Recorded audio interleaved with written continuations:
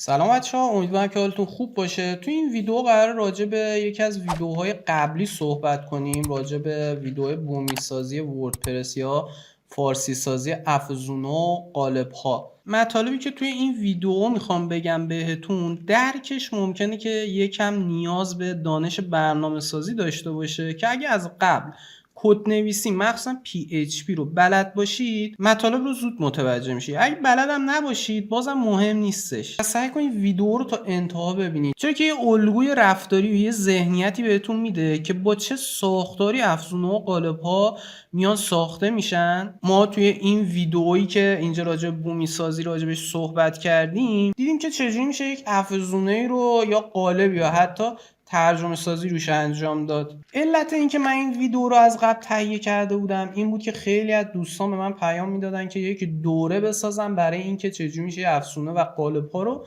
بومی سازی کرد توی اصطلاح.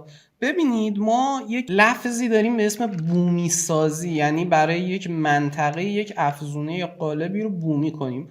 خب معمولا بومی سازی شامل یک سری از کارها میشه. مهمترین اون ترجمه هستش، یعنی ما مثلا برای زبان فارسی باید فارسی سازی کنیم افزونه خودمون رو، ولی صرفا فارسی سازی به معنای بومی سازی یک افزونه برای زبان فارسی نیست. خب زبان فارسی یک زبان راستچینیه. نگاه کنید الان من یوتیوب باز کردم، یوتیوب من برای چپچین هستش. این وقتی حروف فارسی داخلش نوشته میشه از چپ شروع شده نوشته شده. چون من یوتیوبی که اینجا باز کردم توی مرورگر به صورت پیشفرض سایت یوتیوب الان به صورت چپچین است. باید زبان این یوتیوب خودم فارسی کنم تا راستچین بشه.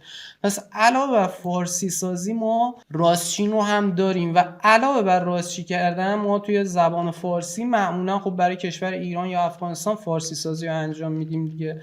خب تاریخ هایی که برای زبان های مختلف معمولا استفاده میشه ممکنه که متغیر باشه. مثلا توی کشور ایران ما از تاریخ شمسی استفاده میکنیم یا خیلی از کشور عربی از تاریخ قمری استفاده میکنن. خب توی بومی سازی یعنی لوکالیزیشن کردن. توی بومی سازی ما باید تاریخ رو هم بیایم درست کنیم، یعنی تاریخ رو هم برای اون زبان به صورت بومی سازی کنیم. ولی تا جایی که من شنیدم این بومی سازی رو یک مقدار دوستان سخت گرفتن برای خودشون. یعنی از قبل که من این ویدیو رو حتی بسازم اطلاع داشتم. همین الان که این ویدیو رو ساختم من توی این تب جدید بازش کردم، اومدم پایین ناکنید توی این قسمت نظر یک سری دوستان اومدن یک سری مطالبی یادداشت کردن. حالا این پایینش هم بوده که مثلا برای فارسی سازی همین فایل مو اگه کامل بخونم، فایل موه گفته که کامل هست کفایت میکنه یا جایی باید کد نویسی انجام شه، تغییراتی انجام شه. من تو این ویدیو میخوام راجع به این موضوع صحبت کنم. یا یکی دیگه دوستان اومدن یک پیام خیلی کاملی دادن، گفتن سوال من اینه که صرفا ترجمه با افزون پویدیت نمیشه بومی سازی یک افزونه، باید تغییراتی توی کد نویسی انجام بشه یا راستچین انجام بشه، به این سادگی ظاهر قالب نمیشه. این چیزها این دوستان اومدن گفتن اگه همچین حرکتی رو بشه زد میشه توی منزل روزانه 10 تا افزونه قالب رو ترجمه کرد مثلا برای خودمون و ازش کسب درآمد هم داشته باشیم. ببینید دوستان مثلا برای کسب درآمد این ویدیو رو نساخته بودم، صرفا ترجمه یا کلا بومی سازی رو به اون صورت نمیشه برای کسب درآمد بهش نگاه کرد. حالا من نگاه نمی‌کنم، شاید شما دوست داشته باشید نگاه کنید این زاویه. فردی که یک افزونه رو مینویسه شاید یا قالبی که مینویسه شاید ماها زمان بذاره و اون قالب رو بنویسه. صرف ترجمه کردن یک روزه بله قالب رو توی یک روز اگه بشینیم شاید 10 تا که خیلی کمه، خیلی تعداد بیشتری رو هم میشه فارسی سازی کرد توی روز. صرف فارسی سازی ما بخوایم بیایم زحمت یک فرد دیگه رو با این هزینه ها بفروشیم به اون صورت نمیشه بهش نگاه کرد به چشم کسب درآمد. البته بازم میگم قوانین جی پی ال این اجازه رو به ما داده که حالا یا بیایم ترجمه کنیم یا نکنیم و بفروشیم یا رایگان در اختیار فرد دیگه قرار بدیم. مثلا با اینجور موضوعات کاری ندارم. از جنبه کسب درآمد بهش نگاه نمیکنم، از سایر موارد هم بهش نگاه میکنم که چجوری این کارا انجام شه. راجع به راستچین کردن بذار صحبت کنیم. اول کاری نگاه کنید وقتی یک فردی یا شرکتی میاد یک افزونه و قالبی برای شما تهیه میکنه، دوست داره که به تعداد بیشتری چه رایگان چه پولی اون افزونه رو ارائه بده. یعنی وقتی من سازنده میام یک افزونه رو مینویسم برای یک زبان مثلا انگلیسی، خب زبان انگلیسی چپچینه، وقتی که این کار رو انجام بدم بر فرض مثال فقط به نصف جهان دارم این افزونه خودم رو ارائه میدم. ولی اگه بیام خودم یک تعداد کمی کد بهش اضافه کنم، کد CSS، به سادگی اون افزونه من راستچین میشه. حالا میتونم برای کل دنیا ارائه بدم اون افزونه رو دیگه. توی الان تقریبا نه فقط وردپرس، تمام سیستم های مدیریت محتوا اومدن فایل های راستچین رو برای ساختار کدنویسی خودشون ارائه دادن، چرا که میخوان افزونه خودشون به تعداد زیادی افراد ارائه بدن. من کمتر افزونه کلا ندیدم تا الان تو این چند وقتی که توی سایت پلاگین یا دارم فعالیت میکنم، افزونه‌ای ندیدم که فایل راستچین نداشته باشه یا نیاز داشته باشه فایل های راستچین. یک سری از افزونه ممکنه که نیاز نداشته، اصلا نسبت به محتوایی که ارائه میشه چپچین راستچین بودنشون زیاد مهم نباشه. من ندیدم که راستچین سازی نیاز باشه روی افزونه‌ای بخواد انجام بشه. چرا توی گذشته بوده همچین چیزی، توی چندین سال پیش نیاز بوده که ما برای افزونه‌ها یا قالب‌های مختلف فایل‌های RTL یا راستچین قبلی یا یک فایل RTL.css بسازیم و داخل اون بیایم یک سری از کلاس‌های آیدی‌های افزونه قالب‌ها رو بیایم بهشون استایل بدیم، توی استایل دیرکشن راستچین بدیم یا الاینمنت تکستشون رو بیایم به سمت راست قرار بدیم، راستچین کنیم. دیگه توی الان از اینجور کارها نیاز نیستش که ما بخوایم انجام بدیم. خب از این موضوع بذاریم بگذریم. من یک فایلی آماده کردم روی دسکتاپ خودم، فایل افزونه دیجیتسه. بذاریم این افزونه رو ما باز کنیم، یکم من روی کد بهتون توضیح بدم. خب اینجا من این قسمت رو ببندم، یک مقدار بزرگ کنم محتوای خودم تا دیده بشه داخل ویدیو.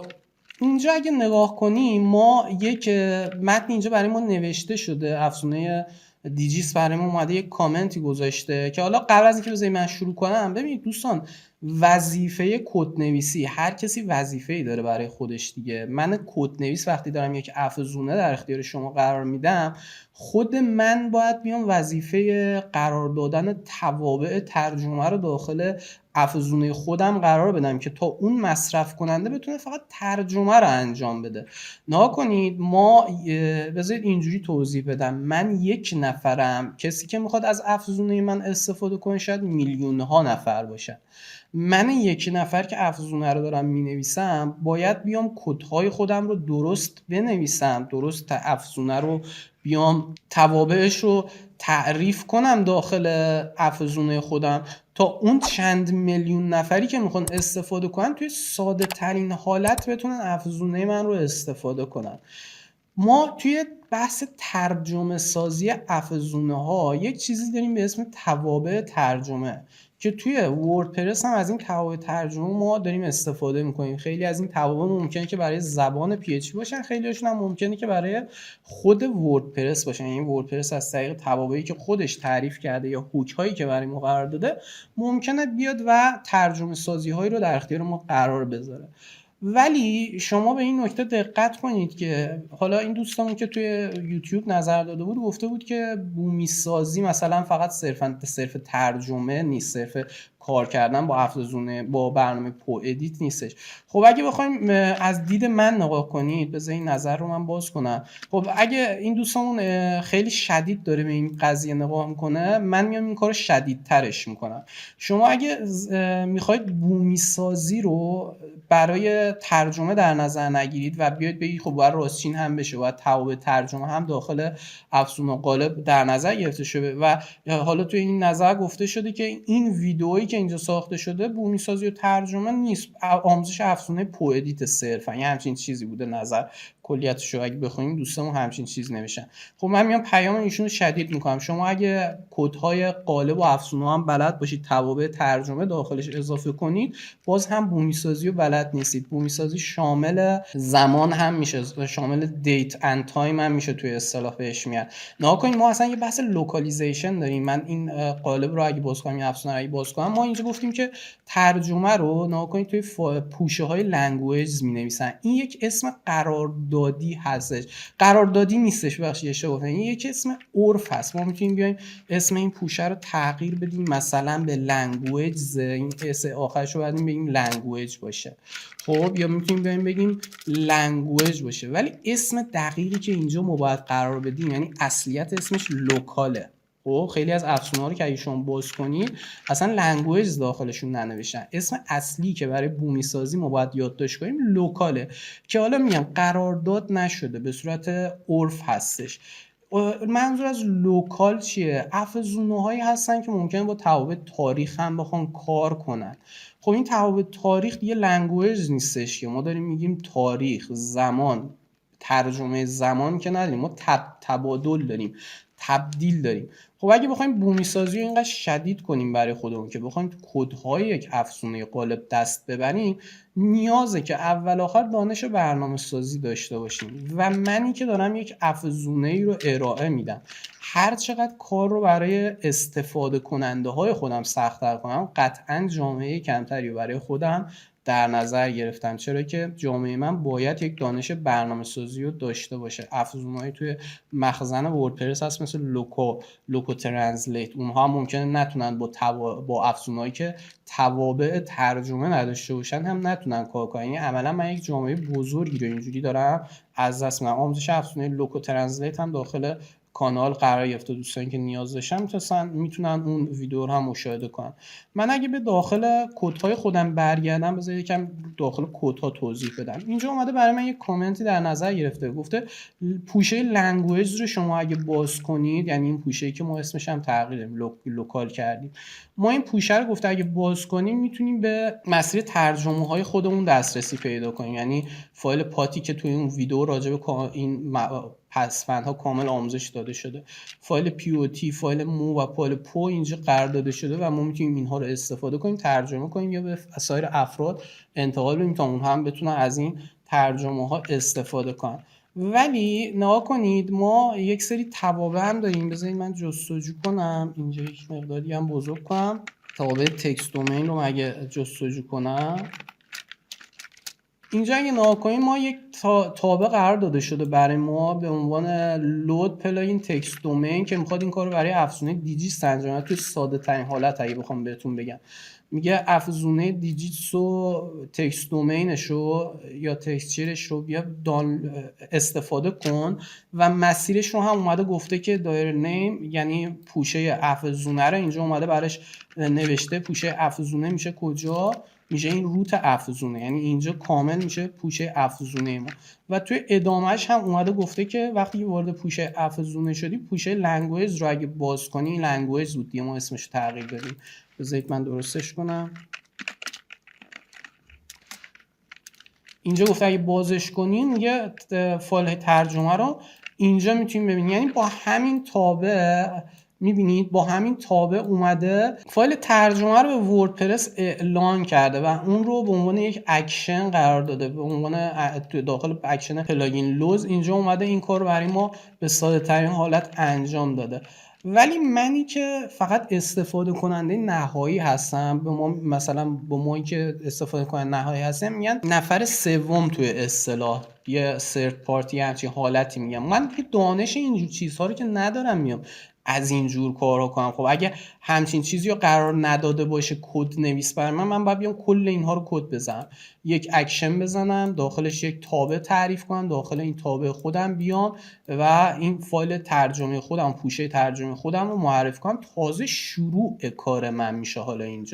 حالا ما یک سری توابع دیگه داریم. آندرلاین پرانتز باز رو من بزنم ببینم تا چیزی پیدا کنم. آندرلاین هم دش شده. آندرلاین نها کنید ما یک سری توابع داریم به این صورت دیده میشه، یعنی آندرلاین یه پرانتز باز بسته میشه با یه ویرگول، دو تا متن اینجا قرار داده میشه که متن سمت چپی دقیقا همین چیزهایی هست، همین رکوردهایی هستش که ما توی این ویدیو توی فایل پویامو داشتیم ترجمه میکنیم که پاس میده به دیجیتس. میگه من توی دیجیتس میخوام همچین چیزی رو نشون بدم. این میاد چیکار میکنه؟ طبق اون فایل تکست دومینی که ما مشخص کردیم میره توی دیجیتس رو باز میکنه فایل ترجمه دیجیتس رو باز میکنم، میبینم همچین رکوردی برای همچین زبانی که توی این سایت هست وجود داره یا نه.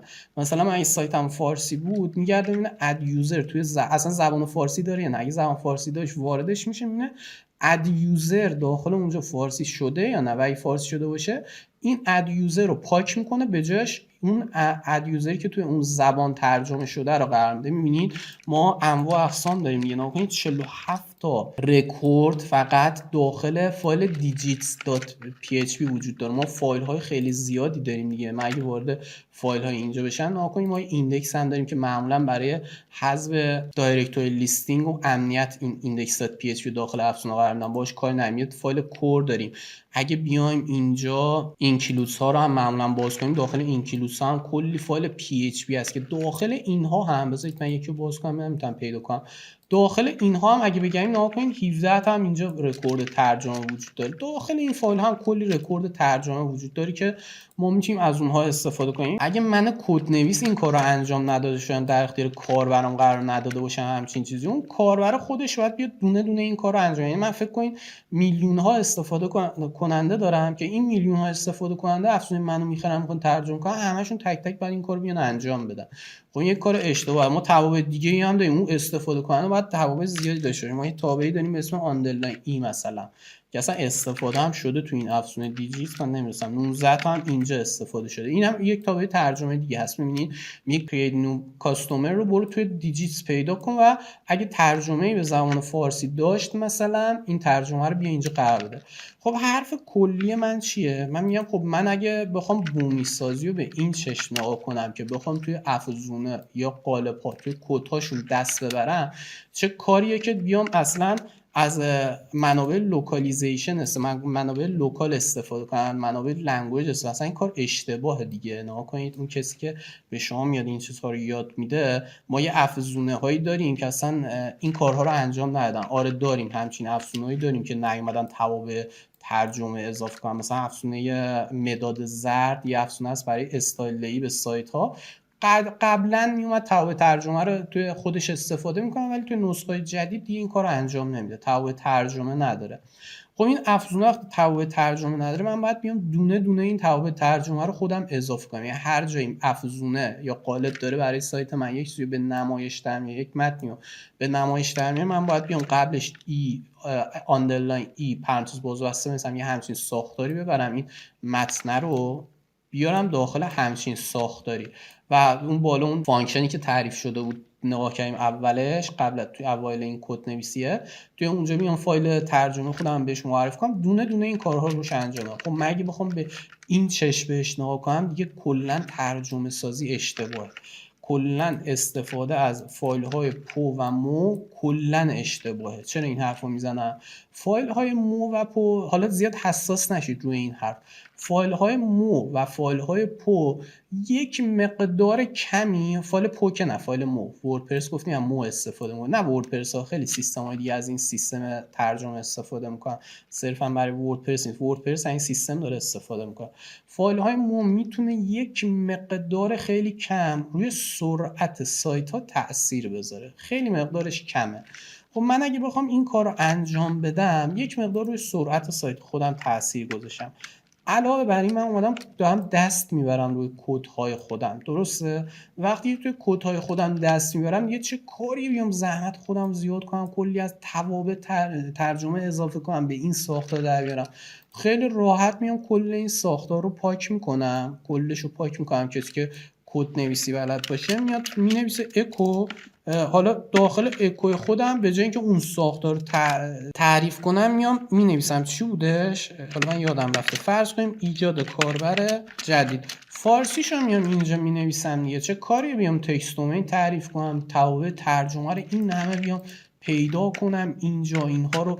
البته یه چیزی هم بگم، این توابع ترجمه یک سری از جاها ممکن فیلدهایی از بانک اطلاعاتی بکشن اینجا نمایش بدن و ممکنه که طبق این ساختار عمل کنن. خب اینجا نیازه از توابع ترجمه استفاده شه، ولی خیلی مثلا اینجا نگاه کنید، من کنسل الان دارم میبینم، البته این دکمه از بانک اطلاعاتی خونده نشده، ولی یک جایی ممکنه که از بانک اطلاعاتی اطلاعات خونده بشه و داخل این توابع ریخته شه، ولی این یکی دوتا دیگه میشه از فایل ترجمه استفاده کنه. ولی کلیت کار اینه تا 99% که از دیتابیس چیزی خونده نمیشه و داخل اینجا نمایش داده میشه دستی داره استفاده میشه. مثلا کنسل رو من میام اینجا پاک میکنم کلا و مینویسم اکو کنسل، یه همچین چیزی رو می‌نویسم، دستی میام کار خودم رو انجام میدم دیگه. چه کاری با این همه زحمت بدم داخل توابع قرار بدم. این کار سرعت سایت من رو هم میبره بالا. گفتم دیگه فایل های مو یک مقدار چون فایل های کامپایل هستن باید اجراشن توی وب سرور، توی سرور. وقتی که اینها میخوان کامپایل شن یک مقدار سرعت میگن. یک فایل داره خونده میشه از هارد ما، داره یک سرعت میگه، از آی او اس هارد ما داره یک سرعتی میگیره. خود این توابع حجم فایل ما رو بالا میبرن، یک مقدار سرعت رو کند میکنن و اینجور کارها. من میام دستی اکو مینویسم، ترجمه خودم رو قرار ندم. پس اگه قراره به این دید نگاه بشه که بومی سازی این چیزی نیستش که داخل این ویدیو تعریف شده، خب منم قبول میکنم. ولی اگه بخواید به این چش نگاه کنید شما باید کدنویس PHP و کدنویس وردپرس باشید. چرا که ما توی یک سری از افزون‌ها گفتم که بومی سازی روی توابع ترجمه هم کار میکنه. خیلی از افزون‌های بوکینگ رو ما داریم مثل بوکلی، افزونه‌هایی که برای رزرواسیون استفاده میشن، یا افزونهایی که به تاریخ حساس هستن. اونها رو شما باید بیاید تاریخ شمسی رو بهش اضافه کنید. اگه میخواید بومی سازی رو کامل یاد بگیرید و کل PHP رو بلد باشید، کل وردپرس و کدنویسی رو بلد باشید، هوک‌هاش رو بلد باشید. من یه توضیح بدم. یه ساختاری داره وردپرس که میگه از ساختار من تبعیت کنید. مثلا برای توابع ترجمه، برای توابع تاریخ و زمان میگه از توابع تاریخ وردپرس استفاده کنید. اگه این کار ما انجام بدیم، ادانهای مختلف هم میتونن روی برنامه‌های ما نقش داشته باشن، ولی متاسفانه خیلی از افزونه ها میان این کار رو انجام نمیدن. مثلا معمولا افزونه بوکینگ برای اینکه کارشون ساده تر باشه میان برای توابع تاریخ از توابع تاریخ PHP استفاده میکنن، متاسفانه نه توابع تاریخ وردپرس.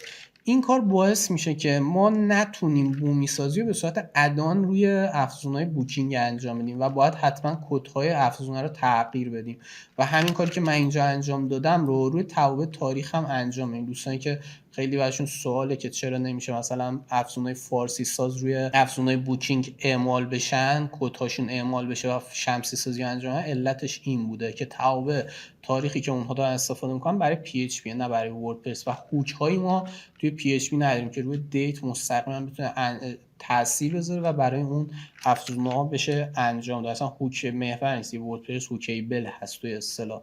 این ویدیو خیلی طولانی شد، نمیدونم تا کجاشو مشاهده کردین. من سعی کردم کلیت کار رو به شما آموزش بدم و بگم که اگه صرف این که میخواید توی کدها دست ببرید، دوستانی که حالا من نه صرف این دو دوستی که اینجا یادداشت کردم براشون سوال بوده، خیلی از دوستان از قبل به من این چیزها رو میگفتن که دوره بساز براش، اصلا دوره ساختن نداره.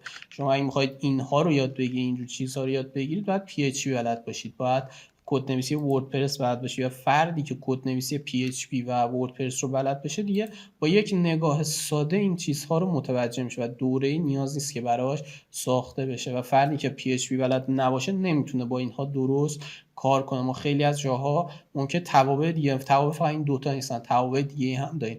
خیلی از افراد ممکن توابعی رو ببینن که ندونن چجوری میشه با اونها کار کرد. نکته دیگه هم نمیمونه، راستچین کردن هم هستش که توی فایل های استایل معمولا انجام میشه. گفتم خود افزونه ها این کار رو انجام میدم. اگه یک فایل CSS پیدا کنم توی این اساس ها معمولا CSS هست، توی اینها اگه نگاه کنید معمولا برای راستچین کردن خود افزونه ها میان اعمال میکنن یک سری چیزها رو. مثلا میبینن که توی JS ها هم ممکن یک سری چیزهاش نیاز داشته باشه که راستچین بشه بسته اون کارهایی که داره انجام میده. اینها هم معمولا خود افزون‌ها انجام میدن. ما اگه قرار باشه برای راستچین کردن هم خودمون بیایم اعمال کنیم، یک سری چیزها رو، یک سری کدهایی رو وارد کنیم، یا اون کسی که این افزونه رو در اختیار ما قرار داده واقعا کمکاری کرده. نگاه کنید اینجا اصلا به صورت اتفاقی دیدم، اینجا RTL رو میبینید، خود افزونه اومده میگه ایز RTL. من اینو براتون باز کنم، اینجا مد سیاه یک مقدار بزرگ کنم. نگاه کنید اینجا میگه که اگه RTL میگه اگه زبان فردی که داره استفاده میکنه is RTL برای وردپرس، این is under RTL برای وردپرس. میگه اگه RTL دایرکتوری تو قرار بده با RTL، یعنی زبان RTL، زبان راستچین. RTL یعنی right to left، راست به چپ. میگه راست به چپ رو باز کن برای نمایش. حالا چه کاری میخواد اینجا انجام بده من یه بعد کتا رو بشم تجزیه تحلیل کنم که ببینم این دایره رو برای چی داره استفاده میکنه، این راستچینه رو از کجا میخواد مثلا فراخونی کنه و استفاده کنه، یا توی کدهای خودش میخواد تغییرات رو ایجاد بده. خب امیدوارم که این ویدیو لذت برده باشید. صرفا خواستم یک مقدار دیدتون باز بشه روی این موضوع. من تقریبا 99% افزونه هایی که دیدم یا قالب هایی که دیدم معمولا از همین افزونه پو ادیت شما اگه باز کنید خیلی ساده میتونید اونها رو فارسی سازیشون انجام بدید. یه نکته کوچیک دیگه هم بگم که این ویدیو تموم شه. معمولا توی خیلی از بروز رسانی ها مثلا یک افزونه فرض مثال دیجیتس، خب دیجیتس میاد یه بروز رسانی میده، بعد یک متنی رو اینجا داخلش اضافه کرده، توی چنج لاگ خودش مینویسه فایل پات من بروز رسانی شده. متوجه شدید؟ من گفتم یه فایل پات چجوری میشه استفاده کرد.